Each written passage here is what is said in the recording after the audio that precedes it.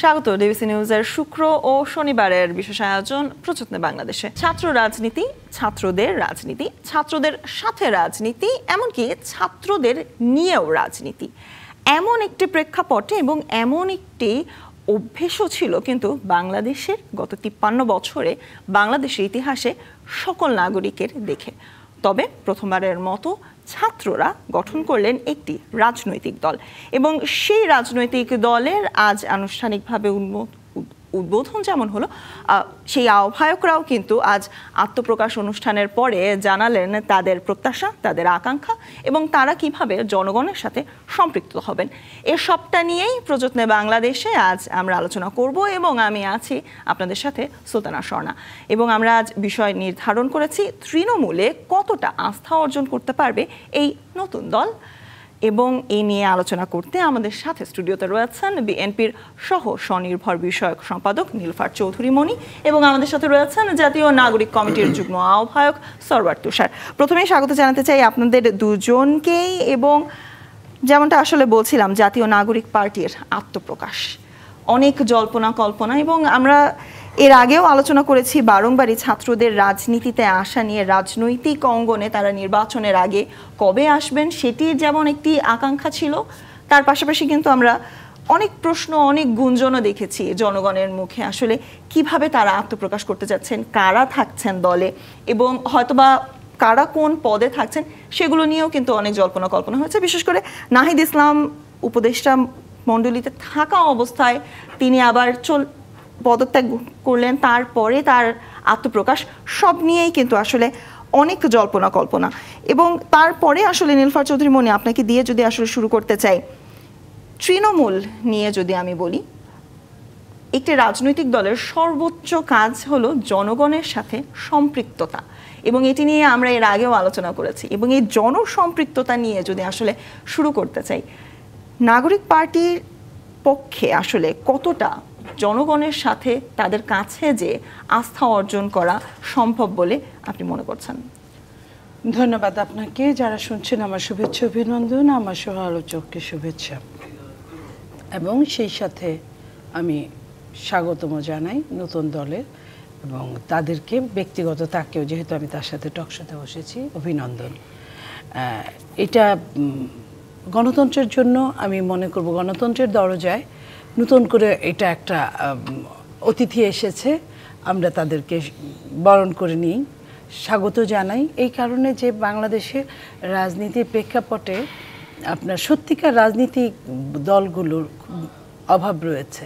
সে অভাব আমরা চাই যে এখন যৌবন যার, যুদ্ধে যাবার তার শ্রেষ্ঠ সময়। এই সময়টা যদি ওরা কাজে লাগায়, আমাদের সন্তানরা, ছাত্ররা, তারা যদি ওইভাবে নিজেকে তৈরি করে, পুক্ত করে, শিখে এবং শেখায়, তাহলে আপনার যেটা বললেন আপনার জনসম্পৃক্ততা, জনগণ কি চায়? জনগণ একটু শান্তি চায়, একটু স্বস্তি চায়, একটু নিরাপত্তা চায়। হ্যাঁ, আগে যেমন বলতো ঈশ্বরী পাটুনির ভাষায় যে আমার সন্তান যেন থাকে দুধে ভাতে, এখন কিন্তু দুধ ভাতও চায় না জনগণ। জনগণ কত কষ্ট করছে, দ্রব্যমূল্যের এত ঊর্ধ্বগতি, একটা ফ্যাসিস্ট চলে যাওয়ার পরে আরেকটা সরকার আসছে, একটা লাগাম টেনে ধরতে পারছে না, সিন্ডিকেট নিয়ন্ত্রণ করতে পারছে না, আইন শৃঙ্খলার রক্ষা ওইভাবে হচ্ছে না, মব মানুষ হাতে হাতে তুলে নিচ্ছে, আপনার চুরি, রাহাজারি, ছিনতাই যখন বেড়ে গেছে, এই টাইমে একটা দল, তাও আবার ছাত্রদের, আমি মনে করি যে এটা ভালো দিক যদি তারা সত্যিকার অর্থে শিখে এবং শেখায়।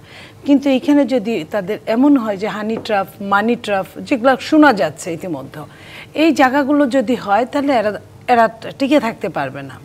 প্রথমে টিকে থাকাটাই একটা বড় ব্যাপার। হ্যাঁ, তো আপনার মনে করেন যে আরেকটা জিনিস ওদের সাথে যেটা নামটা চলে আসছে সেটা হলো যে কিংস পার্টি। তো আগের সরকারের আগেও কিংস পার্টি ছিল না, আমি না করব না, ছিল, কিন্তু তখনকার প্রেক্ষাপট একরকম ছিল, এখনকার প্রেক্ষাপট একদম ডিফারেন্ট। কারণ এখনকার জনগণ, ছাত্র জনগণ মিলে একটা সরকারকে ফেলে দিয়েছে। সে ফেলে দেওয়ার পরে একটা সরকার আসছে, এই সরকারকে সবাই মিলে মন থেকে এটা কেউ মেনে নিয়েছে, কেউ অফার করেছে, কেউ নেগেটিভ ছিল না এখানে। তো এই সরকারটাকে মনে করে সবাই যে আমাদের সরকার। সে আমাদের সরকারকে কাজে লাগিয়ে যদি কেউ আপনার কিংস পার্টি হয়, সেটা জনগণ আবার সুন্দরভাবে নেবে না। বাংলাদেশের জনগণ কিন্তু ভীষণভাবে রাজনৈতিক সচেতন। সেই সচেতনতার জায়গায় তাদের পুক্ত হতে গেলে তাদেরকে সৎ থাকতে হবে, তাদেরকে, কারণ তাদের সৎ থাকার অনেক রকম রাস্তা আছে।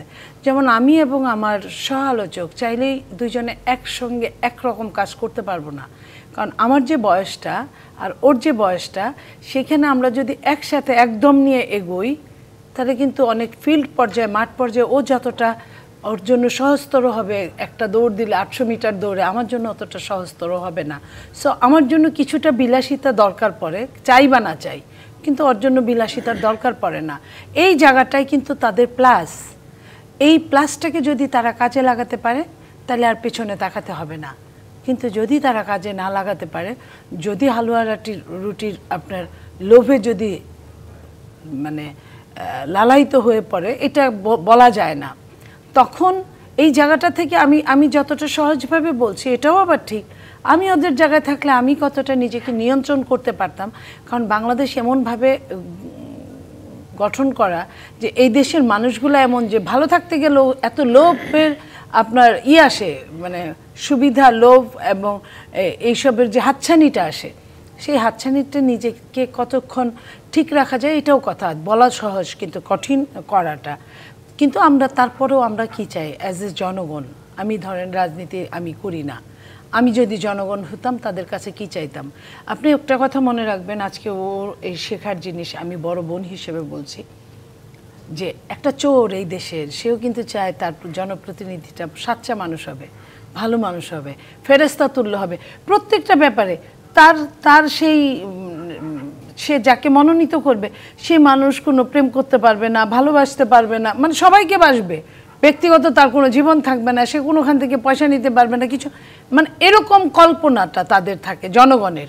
দেখবেন যে কত লোক চুরি করছে কিচ্ছু না, কিন্তু একটা এমপির বেলায় তখন কিন্তু এই জানো এইটা হয়েছে, এটা হয়েছে। সো এইখানে ফুলের মালা এবং জুতার মালা পাশাপাশি, অবশ্যই পাশাপাশি খুব তাড়াতাড়ি ফুলের মালায় জুতার মালায় পরিণত হতে বেশিক্ষণ লাগে না, জুতার মালা আবার ফুলের মালায় পরিণত হতেও বেশিক্ষণ লাগে না। This is call Bangladesh. অবশ্যই। এবং রাজনীতির মাঠে আসলে সরওয়ার তুষার, আপনাকে প্রথমেই জানাতে চাই অভিনন্দন, এবং তার পাশাপাশি আসলে জানতে চাই রাজনীতির মাঠে আপা যেভাবে আসলে বলছিলেন যে ফুলের মালা এবং জুতোর মালা দুটোই সর্বদা প্রস্তুত থাকে জনগণের কাছে। রাজনীতিবিদরা একটু ভালো করলে কিংবা সৎ থাকলে, আপা বারংবারই বলছিলেন, সেক্ষেত্রে আসলে তারা যেভাবে জনগণ তাদের প্রতি আস্থা করেন, আবার তারা ভুল করলে, আমরা কিন্তু গত কয়েক বছর দেখে এসেছি, গত কয়েক যুগ ধরে আসলে দেখে এসেছে, হয়তো বা ততটা জোর গলায় তারা বলতে পারতেন না জনগণ যে আসলে এটা ভুল হচ্ছে। কিন্তু সেক্ষেত্রে ছাত্রদের কথা বলি, আপনাদের কথা যদি বলি, আপনারা কিন্তু তাদের কণ্ঠস্বর হয়েই কিন্তু এসেছিলেন, এবং এখনও কিন্তু আপনাদের এই রাজনৈতিক যে পরিচয় সেটি জনগণের কণ্ঠস্বর হিসেবেই আমি আসলে আখ্যায়িত করতে চাই। সেক্ষেত্রে আসলে তৃণমূলের মানুষের সাথে সম্পৃক্ত হওয়াটা কতটুকু আসলে আপনাদের পক্ষে চ্যালেঞ্জিং বা আপনাদের পরিকল্পনা, এ নিয়ে আসলে জানতে চাই। আপনাকে ধন্যবাদ, এবং আপাকেও ধন্যবাদ, এবং আমি তাকে শুভেচ্ছা জানাচ্ছি। আমরা রাজনৈতিক দল হওয়ার আগেই জাতীয় নাগরিক কমিটির পর্যায়ে আমাদের প্রায় 350 কমিটি ছিল, থানা কমিটি, হ্যাঁ, এবং আমরা ওয়ার্ড কমিটি দেওয়ার প্রক্রিয়ায় ছিলাম। এটা ঘটেছে মাত্র 4 থেকে 4.5 মাসের মধ্যে। হ্যাঁ, এখন আমরা একটা রাজনৈতিক দল হিসেবে আত্মপ্রকাশ করেছি, এবং আমার কাছে মনে হয় যে এই যে কমিটিগুলো আছে এগুলো তো আবার মাইগ্রেট করবে আমাদের দলের মধ্যে, কারণ এই থানা কমিটিগুলোতে যারা যুক্ত হয়েছে তারা বেশিরভাগই আসলে রাজনৈতিক আকাঙ্ক্ষা নিয়ে যুক্ত হয়েছে। এবং এখন আমরা আবারও আমাদের যে সাংগঠনিক টিম দক্ষিণ উত্তর এভাবে ভাগ করা হয়েছে, তারা কাজ করবে, এবং আমার কাছে মনে হয় যে আমরা খুব দ্রুতই একেবারে সর্ববৃহৎ দল না হলেও বাংলাদেশে দ্বিতীয় বৃহত্তম দল হতে পারবো, মানে এই যে নির্বাচনের আগে যে সময়টা আমাদের আছে। আর রাজনীতি তো আসলে একদিনের ব্যাপার না, রাজনীতি তো আমরা মাত্র শুরু করলাম, এবং আমরা 5 অগাস্ট পর্যন্ত জনগণের সমর্থন, স্নেহ, ভালোবাসা পেয়েছি, কারণ এখানে ফ্যাসিবাদের উৎখাত ঘটেছে ছাত্র জনতার নেতৃত্বে। এখন আমরা দ্বিতীয় পর্যায়ে রাজনৈতিক দল হিসেবে জনগণের কাছে আবার পরীক্ষায় অবতীর্ণ হয়েছে, এবং আমরা মনে করি যে সেই পরীক্ষায় আমাদের আবারও ভালো ফল করতে হবে। তাহলে আপনি যেটা বললেন যে জনগণ দুধ্বনি যেমন দেয়, জনগণ আবার মানে কাছেও টেনে নেয়, তো জনগণের ওই কাছে মানে উষ্ণতাটা পেতে হলে আমাদেরকে সেরকম কাজ করতে হবে। আমরা সেটা করার জন্য দৃঢ় প্রতিজ্ঞ, এবং এখানে যে ধরনের রাজনৈতিক চর্চা গত 53 বছর বাংলাদেশের ছিল বা আছে, দুর্নীতি, হানাহানি এবং অন্তর্কোন্দল, দলের ভেতরে আরও যে সমস্ত ঘটনা ঘটে, এবং এমনকি খুনোখুনি ঘটে, ধরুন বিএনপি অনেক পরিবর্তিত হয়েছে একটা দল, আমরা এটা খুব সাধুবাদ জানাই, কারণ বাংলাদেশের বৃহত্তম দল হিসেবে বিএনপির কাছ থেকে আমরা একটা গঠনমূলক রাজনীতি আশা করি। কিন্তু তবু এই 5 মাসে অভ্যুত্থানের পরে তাদের অন্তত 30 জন নেতাকর্মী মানে অন্তর্কোণ দলে নিহত হয়েছে। এখনও এটা চলছে, মানে এটা বিএনপির শীর্ষ নেতৃত্বটা চায় আমি তা বলছি না, কিন্তু এটা চলে আসছে, এটা হয়তো একেবারে শূন্যে নেমে আসবে, কিন্তু এটা আছে, আমরা এটা চাই না। মানে আমি একটা রাজনৈতিক দল করতে এসেছি, সেই দলই যদি মানে পরস্পরের বিরুদ্ধে মারামারি করে মানে জীবন দিতে হয় আসলে না ছুটে এবং পদ নিয়ে কারাকারি কামড়াকামড়ি, টাকা পয়সার লেনদেন, মনোনয়ন বাণিজ্য এগুলো যদি চলে, ঠিক আছে, তাহলে তো আর নতুন বন্দোবস্তটা হলো না। আমরা সেখান থেকে সরে এসে আমরা একটা কমপ্লিটলি নতুন জায়গায় যেতে চাই। এবং আপনি জেনে খুশি হবেন যে জাতীয় নাগরিক কমিটির, আমরা এটা প্রকাশ্যে বলেছি, ইতিমধ্যে নাহিদ ইসলাম তার সম্পদের হিসাব দিয়েছেন, এবং জাতীয় নাগরিক কমিটিতে যারা দায়িত্ব পালন করেছেন যে 187 জন, আমরা প্রকাশ্যে আহ্বান জানিয়েছি দুদকের কাছে যে তাদের আপনারা তদন্ত করেন যে তাদের গত 5 মাসে তারা কি এমন কোনো অর্থ সম্পদের মালিক হয়ে গেছেন কিনা যেটা অস্বাভাবিক। তা আমরা আমাদের দিক থেকে এটা আমরা চাই, যেটা জনগণের কাছে পরিষ্কার থাকবে, এবং আমরা নিজেরাই স্বউদ্যোগে আসলে আমাদের মানে আর্থিক স্টেটমেন্ট প্রকাশ করব, ঠিক আছে, এবং রাজনৈতিক দলের ভেতরেও এটা থাকবে। তার কারণ হচ্ছে দরকার এই কারণে যেন কেউ রাজনৈতিক দল করার মধ্য দিয়ে আসলে ফুলে ফেপে না উঠতে পারে। রাজনৈতিক দল তো আসলে টাকা কামানোর মেশিন হওয়া উচিত না, কিন্তু এটা হয়। আপনি যদি রাজনৈতিক দলের থেকে টাকা পয়সা কামান, তার মানেই হচ্ছে আপনি আসলে জনগণের কাছ থেকে টাকাটা লুণ্ঠন করছেন। এটা আমরা করতে দিতে চাই না। এর পাশাপাশি আজকে আমাদের একটা লিখিত ঘোষণাপত্র আমরা পাঠ করেছি, সেখানে আমরা বলেছি যে আমাদের গণতান্ত্রিক রাষ্ট্র প্রকল্পটা কেমন, সেটা কিন্তু আমরা সেখানে পরিষ্কার করেছি। রাজনৈতিকভাবে একটা বহুদলীয় গণতন্ত্র, একটা সাংস্কৃতিক বৈচিত্র্য, ধর্মীয় সহাবস্থান, সাম্প্রদায়িক সম্প্রীতি, অর্থনীতির ক্ষেত্রে লুটপাট ও পাচার বিরোধী অর্থনীতি, এবং ক্ষুদ্র মাঝারি উদ্যোক্তাদেরকে পৃষ্ঠপোষকতা দেওয়া, এগুলো হচ্ছে আমাদের মানে এগুলো হচ্ছে আমাদের এসেন্স, যেগুলো নিয়ে আমরা আমাদের কর্মসূচিতে বিস্তারিত থাকবে। ফলে তৃণমূলে আমার কাছে মনে হয় যে বাংলাদেশে তো একটা বিপুল সংখ্যক তরুণ আছে, আমরা শুধু তারুণ্য নির্ভর দল হতে চাই না, কিন্তু তরুণদের নেতৃত্বে এই দলটা চলবে, এটা সত্যি। এবং একটা পরিবারে একটা তরুণ যদি একটা দলকে সমর্থন করে, এখনকার যুগের তরুণদের সেই সক্ষমতাটা আছে তো পরিবারকে প্রভাবিত করার। ফলে ধরুন আগে ছিল একটা পরিবারে 2টো ভোট, হাজব্যান্ড অ্যান্ড ওয়াইফ, এখন যদি একটা পরিবার এরকম থাকে যে একটা তরুণও ভোটার এবং তার বাবা মা ভোটার, 3টা ভোট একটা ফ্যামিলিতে। তো আমরা কিন্তু একটা খুব ইন্টারেস্টিং স্লোগান নিয়ে অলরেডি মাঠে এসেছি, সেটা হচ্ছে নতুনদের ভোট নতুন মার্কায় হোক। তো এইটা কিন্তু আমি মনে করি যে একটা প্রভাব ফেলবে। আমি বলছি না যে খুব আমরা এমন কিছু অর্জন করে ফেলবো যেটা এখন আপনি ভাবতে পারছেন না, ফলে কিন্তু এটা ঠিক যে একটা সিগনিফিক্যান্ট চেঞ্জ ঘটতে পারে, ঠিক আছে, এই সম্ভাবনাগুলো আছে। এবং তৃণমূলে আমি মনে করি যে আমাদের সামনে রাজনৈতিক দল নিয়ে যখন আমরা রোজাটা তো আসলে একটু ধীরগতিতে চলবে, রোজায় আমরা কিছু রুটিন সংগঠনটাকে একটু গোছানো এবং ইফতারের মতো কিছু কর্মসূচি দেব, এবং ঈদের পর থেকে আমরা আসলে পূর্ণ দমে যে সাংগঠনিক যে কার্যক্রম সেটা শুরু হবে, এবং নির্বাচন মানে গণপরিষদ নির্বাচনের যে কথাটা আমরা বলেছি সেই নির্বাচনের দাবিতে আমরা দেশব্যাপী ক্যাম্পেইন করা শুরু করব, এবং তার মধ্যে দিয়ে তৃণমূলে আমরা আরও শক্তিশালী হব বলে আশা প্রকাশ করছি। অবশ্যই, এবং সেক্ষেত্রে সাংগঠনিকভাবে আসলে গোছানোর কথা যখন বলছেন, 350টি ওয়ার্ড কমিটি কি সেটা কি দেশব্যাপী ছিল আপনাদের? দেশব্যাপী থানা কমিটি। আচ্ছা, থানা কমিটিগুলোকে আর সংগঠিত করাটা আসলে নির্বাচনের আগে কতটুকু চ্যালেঞ্জিং মনে করছেন? অবশ্যই চ্যালেঞ্জিং, কিন্তু এই চ্যালেঞ্জটা আমাদেরকে নিতে হবে, কারণ আমরা একটা খুব চ্যালেঞ্জিং টাইমে শুরু করেছি। একদিকে আপনার একটা নতুন দল, তার সংগঠন গোছানোর কাজ আছে, আরেকদিকে আপনার সামনে ধরে নেওয়া যায় যে 1 বছর কিংবা তার চেয়ে কিছু কম সময় আছে ইলেকশনের আগে। ফলে আপনাকে দুটো চ্যালেঞ্জ মাথায় রেখে আমাদেরকে আগাতে হবে, এবং সেটা মাথায় রেখে আমরা আগাতে প্রস্তুত আছি। কারণ আপা বলেছেন, এবং আমি আপার এই কথাটার সাথে একমত, যে আমাদের মানে বয়সের কারণে আমাদের পক্ষে একটু বেশি দৌড়াদৌড়ি করা সম্ভব, তো সেটা আমরা করতে প্রস্তুত আছি, ইনশাআল্লাহ করব, তার বাকিটা তো সময় বলে দেবে। অবশ্যই। তবে সেক্ষেত্রে আজ আমরা কিন্তু দেখেছি দেশের বিভিন্ন প্রান্ত থেকে মানিক মিয়া এভিনিউতে জনগণ এসেছেন, দেশের বিভিন্ন প্রান্ত থেকে, বিভিন্ন রাজনৈতিক দল থেকে হাজির হয়েছেন, এবং তারা কিন্তু আপনাদের সাথে আসলে একাত্মতা এক ক্ষেত্রে প্রকাশ করেছেন, আবার অনেকে কিন্তু আপনাদের মুখে অনেক চ্যালেঞ্জও ছুড়ে দিয়েছেন যে আসলে আপনাদের দিকে তাকিয়ে আছেন তারা, আপনারা কিভাবে দেশকে গড়বেন সেই অপেক্ষায় কিন্তু তারা রয়েছেন। এবং আমরা সারাদিনই কিন্তু বিভিন্ন টিভি চ্যানেলে আমরা যখন দেখছিলাম, তখন কিন্তু আমরা, এবং কি আমাদের চ্যানেলেও কিন্তু আমরা বারংবার বলছিলাম যে বয়স্ক যারা, তারা কিন্তু বলছেন যে আমরা যদি এখন ছাত্রদেরকে আসলে সাহায্য না করি, তাদের জন্য বিষয়টা অনেক কঠিন হয়তো বা হয়ে যেতে পারে।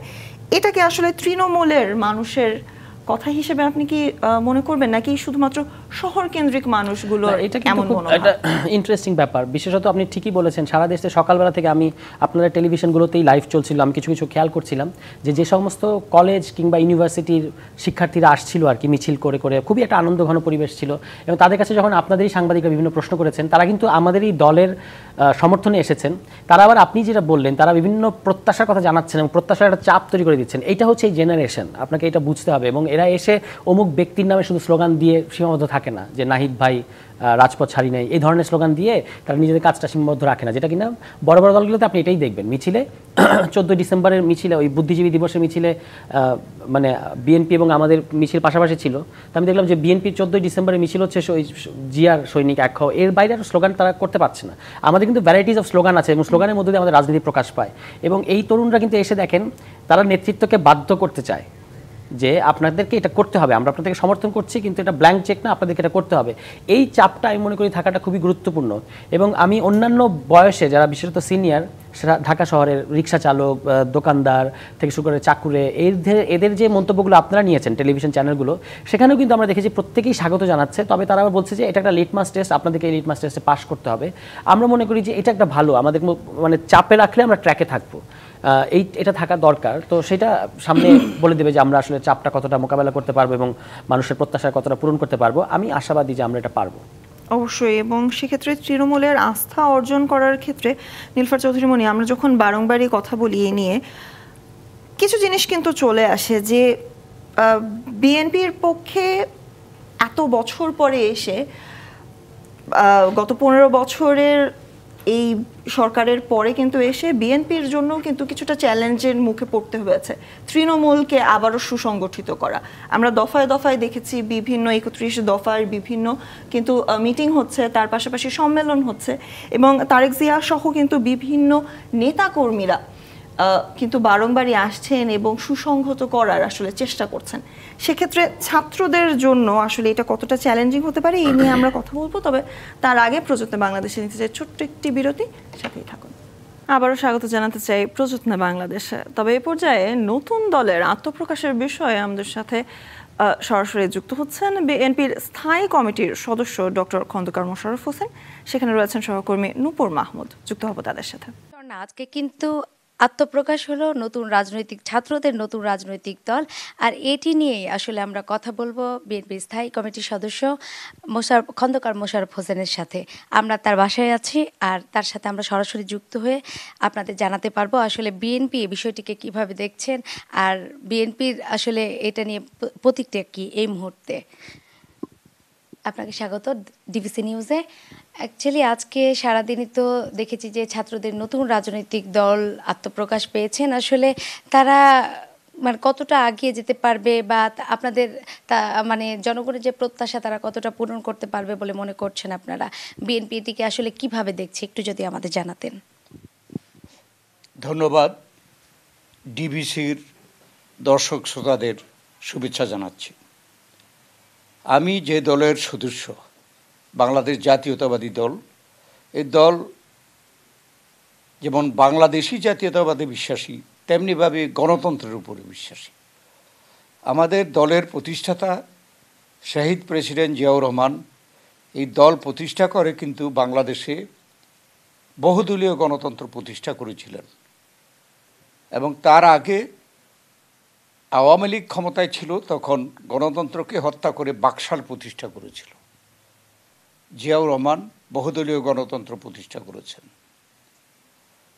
এরপরে জিয়াউর রহমানকে হত্যার পরে অনেকে মনে করেছিল যে জিয়াউর রহমানকে হত্যা করে বাংলাদেশ জাতীয়তাবাদী দলকে নিশ্চিহ্ন করে দিবে, কিন্তু আমাদের নেত্রী দেশনেত্রী বেগম খালেদা জিয়া এই দলকে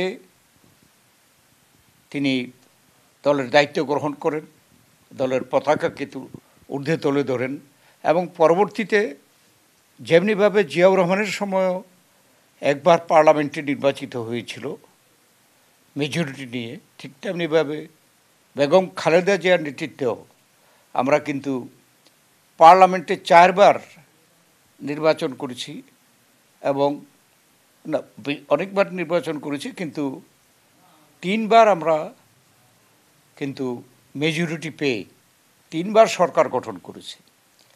এই কথা বললাম এই জন্য যে আমরা গণতন্ত্রে বিশ্বাসী।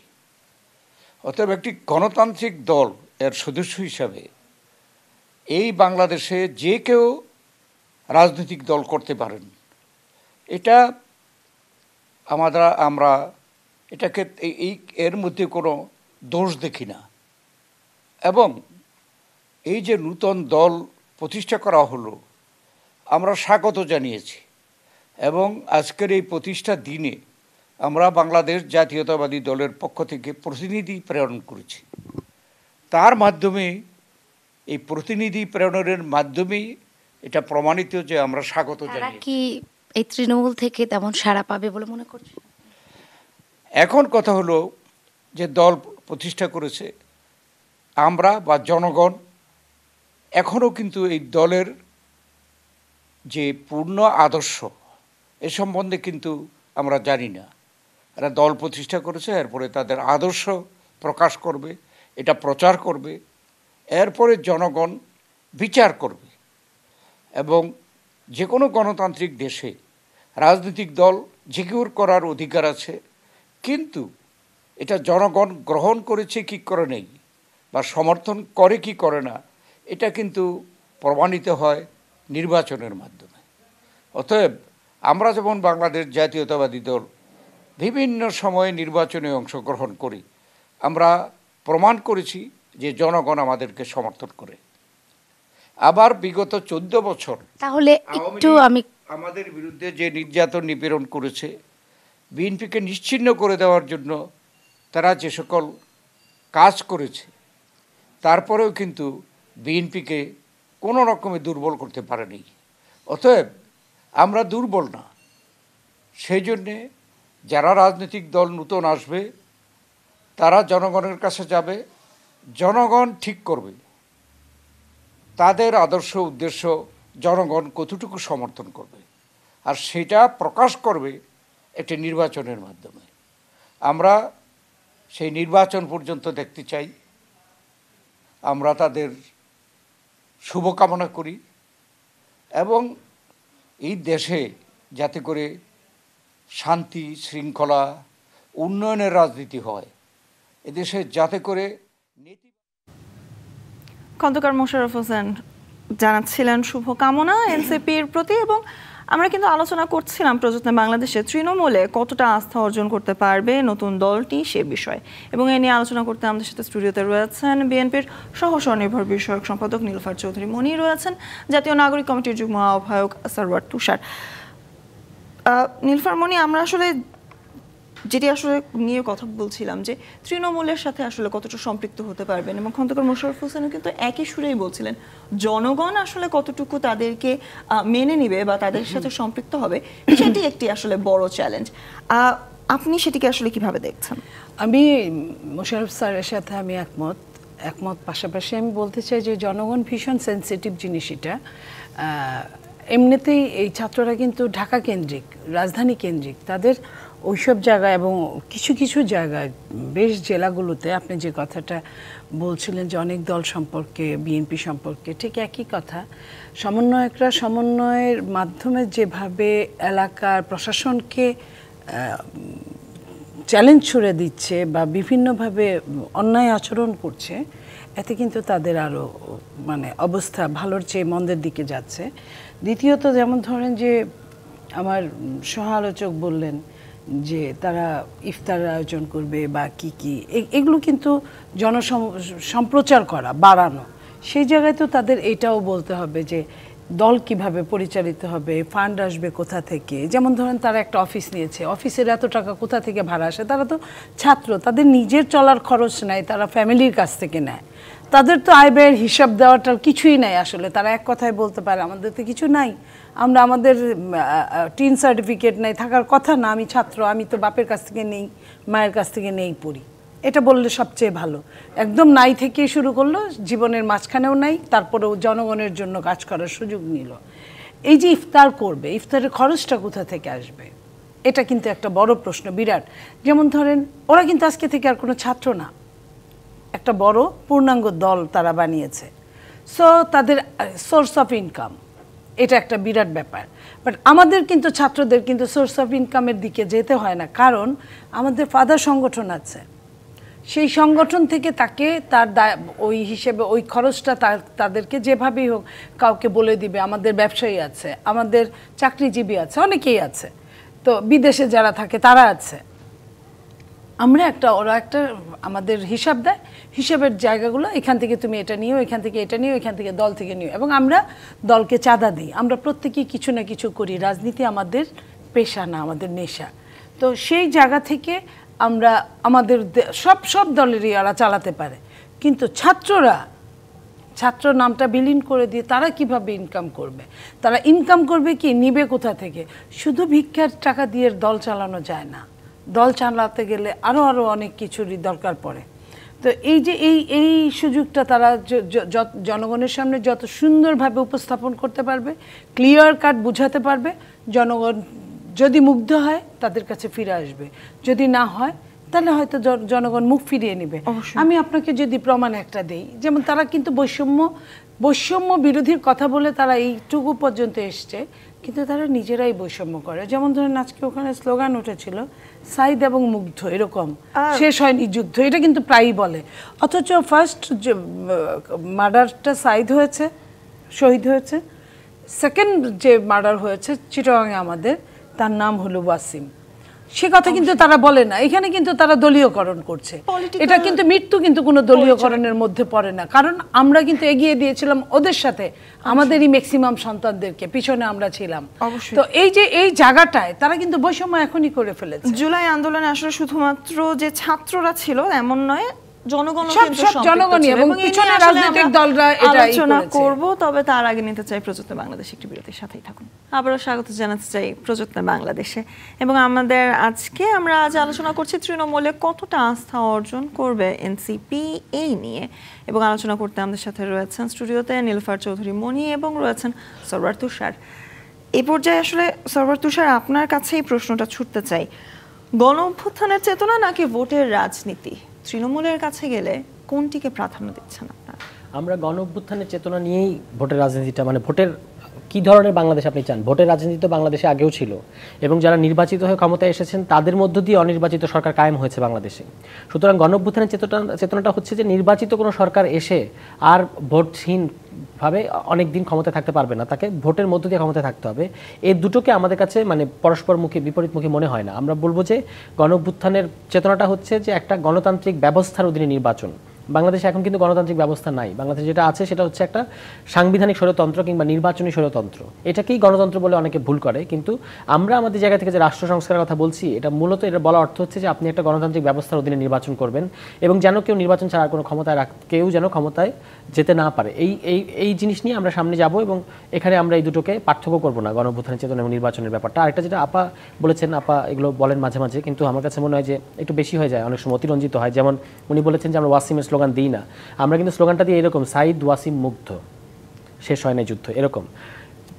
শহীদদেরকে প্রথমত দলীয়করণ করেছে, সবচেয়ে আগে দলীয়করণ করেছে বিএনপি। এবং ধরা যাক, আমি আপনাকে কয়েকটা উদাহরণ দিই। রেসিডেন্সিয়ালের যে ফারহান, তাকে বিএনপি দাবি করেছে তাদের তাদের নাকি সদস্য। নরসিংদীর তাহমিদ শহীদ, তাদেরকে বিএনপি দাবি করেছে তাদের নাকি সদস্য। এই দুটো পরিবারই পরবর্তীতে পরিষ্কারভাবে বলেছে যে তাদের সাথে বিএনপির কোনো সংশ্লিষ্টতা নাই। তাহলে কারা প্রথমে এই শহীদদের নিয়ে দলীয়করণ করা শুরু করেছে? আমাদের শহীদদের নিয়ে দলীয়করণ করা কোনো দরকার নাই, কারণ আমরা মনে করি সকল শহীদই আমাদের বাংলাদেশের মানুষ। তারা বিভিন্ন দলের করতে পারে, এবং বেশিরভাগই আসলে সাধারণ ছাত্র, সাধারণ মানুষ, তাদের কোনো দলীয় পরিচয় নাই। এর মধ্যে যারা দলীয় পরিচয় আছে তারাও তো শহীদ, তাদেরকে আমরা সমানভাবে মর্যাদা দিই।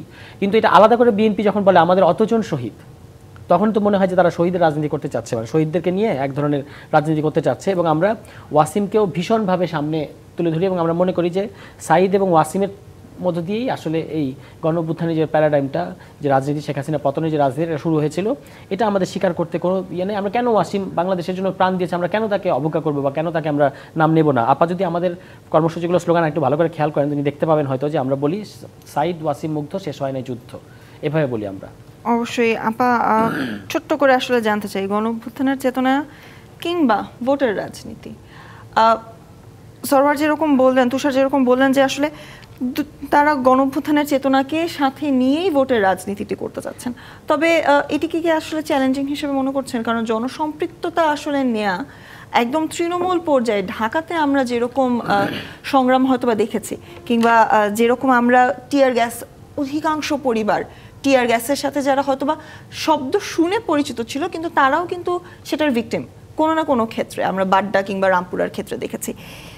শহরে যেভাবে জনসংযোগ করা সম্ভব হবে, গণঅভ্যুত্থানের চেতনাকে আসলে নিয়ে যাওয়া, সম্পৃক্ততার সুযোগ হবে, তৃণমূলে কি সত্যটা সম্ভব? এটা সম্ভব না, কারণ এই জন্য বলছি, শহরে না হয় বিভিন্ন বিশ্ববিদ্যালয় কলেজগুলোর ছাত্ররা একটা থিম নিয়ে সামনের দিকে এগিয়েছে, পিছনে আর ফেরার রাস্তা ছিল না। কিন্তু মফস্বলে যেগুলো হয়েছে, লাইক আমি একটা মফস্বল থেকে এসেছি, সেইখানে আমি রাজনীতি করি।